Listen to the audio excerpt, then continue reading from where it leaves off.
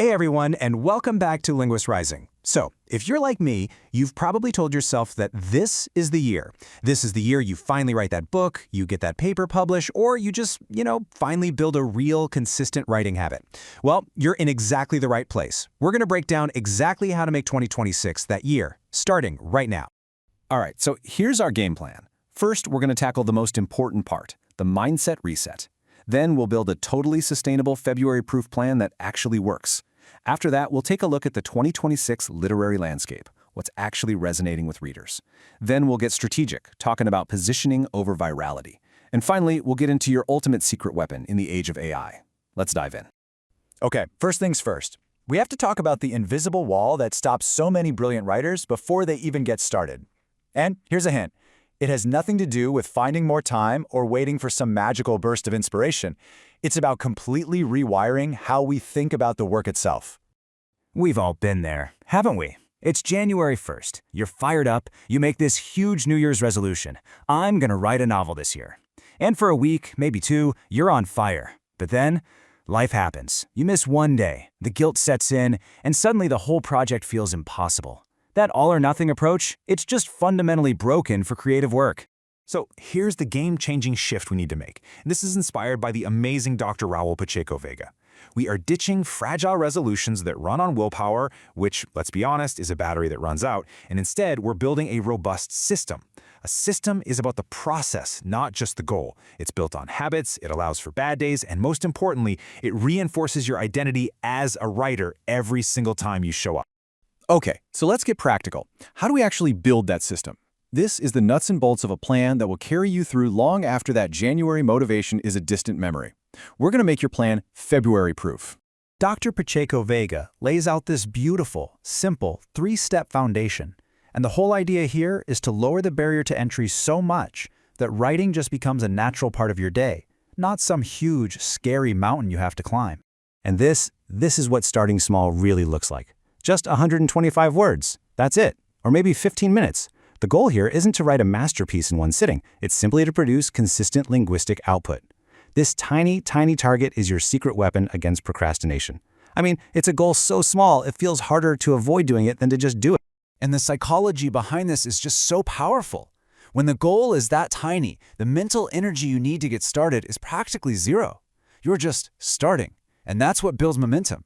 You'll be surprised how often those 125 words turn into 300 or 500. But even if they don't, you still showed up. You kept the system going. You won the day. Okay, so now you've got your system humming along. You're showing up. But what should you be writing? Let's zoom out for a second and look at the big picture, the trends that are really defining what readers are looking for as we head into 2026. Now, drawing from some great analysis by Gila Green, we're seeing some really cool patterns emerge. Readers are hungry for something new. They want stories that blur the lines between genres, things they can read in short bursts, and narratives that actually grapple with the world we live in. Now, this isn't a list of rules you have to follow. Think of it more as a map of exciting opportunity. And let's just zoom in on one of these trends for a sec, because it's a big one. Hopeful fiction. This is really gaining some serious traction. In a pretty complicated world, people are actively looking for stories that don't just ignore the hard stuff, but instead focus on our ability to heal, to connect, and to be resilient. It's such a powerful space for writers to explore. So you've got your system, you've got your story idea. Now what? How do you get your work in front of the right people? This is where we shift from craft to strategy. Because in 2026, the game isn't about chasing millions of views anymore. It's about earning the right kind of attention. Creator Roberto Nixon just hits the nail on the head with this. Seriously, 1 million meaningless junk food views on some random viral video means so much less than 1,000 intentional views from the exact people who will buy your book, cite your paper, and become true fans of your work. And that leads us to the new bullseye. Forget trying to please the algorithm for the widest possible reach. Instead, optimize for depth. Your goal should be to create work that's so good, so insightful, that the people you respect share it in their private, trusted circles. That right there is the real engine of influence. This is your new quality filter. Just asking this one simple question can completely change your creative process. It forces you to level up, to sharpen your thinking, and to build a brand that has real authority and, as Nixon points out, pricing power. So how do you keep that respect without getting boring? You can use this 70-20-10 rule. 70% of your work is your bread and butter, the stuff your core audience already loves. 20% is you iterating on that, trying a new angle on a proven format. And that last 10%, that's your lab. Pure experimentation. That's where you find out what's next.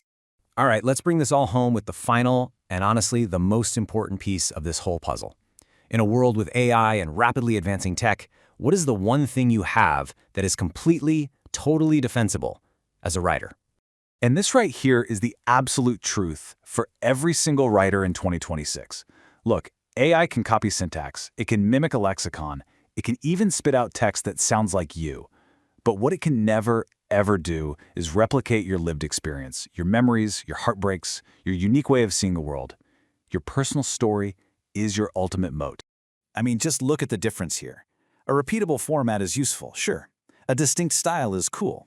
But real, lasting connection, the kind that turns a casual reader into a loyal fan, that comes from your authentic story and your voice. That's the stuff a machine just can't fake. Think about the writers and creators you really love. You probably found them because of the topic they cover, right? The niche.